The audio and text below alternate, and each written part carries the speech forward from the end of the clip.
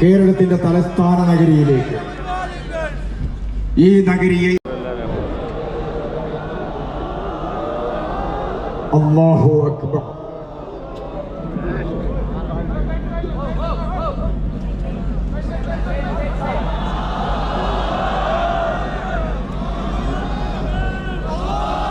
കണ്ണീരത്ത് ഉസ്താദിന്റെയും കൂടെ പ്രവർത്തിച്ച അനുഭവ സമ്പത്താണ് അദ്ദേഹത്തിനുള്ളത്.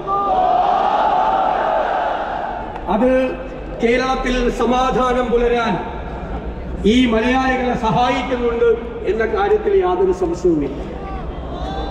10,000-കണക്കിന് മനുഷ്യർക്ക് സ്നേഹത്തിന്റെ സാന്ത്വനം നൽകിയ പ്രസ്ഥാനമാണിത്. അതിന് നേതൃത്വം കൊടുത്തയാളാണ് ഉസ്താദ്.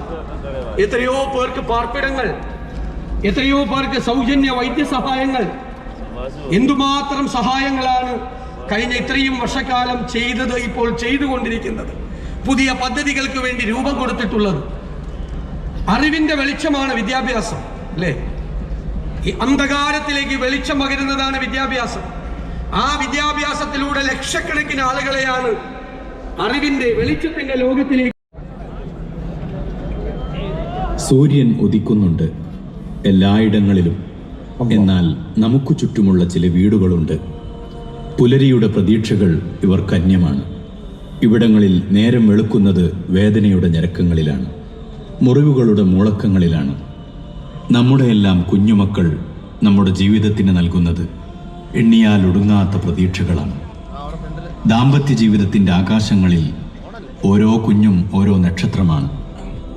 എന്നാൽ നമുക്ക് ഇന്നിവിടെ ബഹുമാനപ്പെട്ട മുഖ്യമന്ത്രിയും ഉസ്താദും ചേർന്ന് ഉദ്ഘാടനം ചെയ്യാത്ത ആ പരിപാടി തന്നെ, ആ ഒരു കാരുണ്യ പദ്ധതി തന്നെ അതിനുള്ള ഏറ്റവും വലിയ ഉദാഹരണമായി മാറുന്നു. മനുഷ്യന്റെ സങ്കടങ്ങൾ കാരണം പാർശ്വവൽക്കരിക്കപ്പെട്ട പാവങ്ങളെ ഹൃദയത്തോട് ചേർത്ത് നിർത്തണം എന്ന മനോഹരമായ സന്ദേശമാണ് നൽകുന്നത്. അത്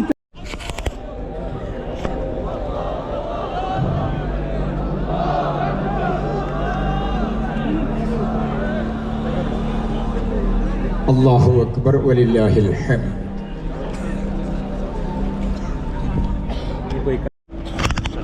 ഇന്നത്തെ ജനസമൂഹം നേടുന്ന മറ്റുള്ളവന്റെ സ്വകാര്യതയിലേക്ക് ഒളിഞ്ഞു നോക്കുന്ന, മറ്റുള്ളവന്റെ വ്യക്തിത്വത്തെ ഹനിക്കുന്ന ആ മനോഭാവത്തിൽ നിന്ന് നമ്മൾ പിന്തിരിയണം എന്നുള്ളതാണ്.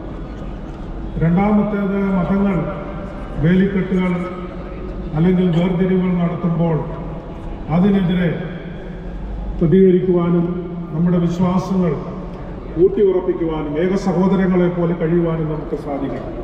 മൂന്നാമത്, നമുക്കുള്ളത് മറ്റുള്ളവനുമായി പങ്കുവയ്ക്കുന്ന ആ നല്ല മനുഷ്യത്വത്തിൻ്റെ മുഖമായി തീരുവാൻ സർവകൃപാലുവായ ദൈവം നമ്മളെ ഓരോരുത്തരെയും സഹായിക്കട്ടെ. മനുഷ്യ മനസ്സുകളെ കോർത്തിണക്കുവാൻ ഈ സമ്മേളനത്തിന് സാധിക്കട്ടെ എന്ന് ആശംസിച്ചുകൊണ്ട് എൻ്റെ വാക്കുകൾ വിരമിക്കുന്നു.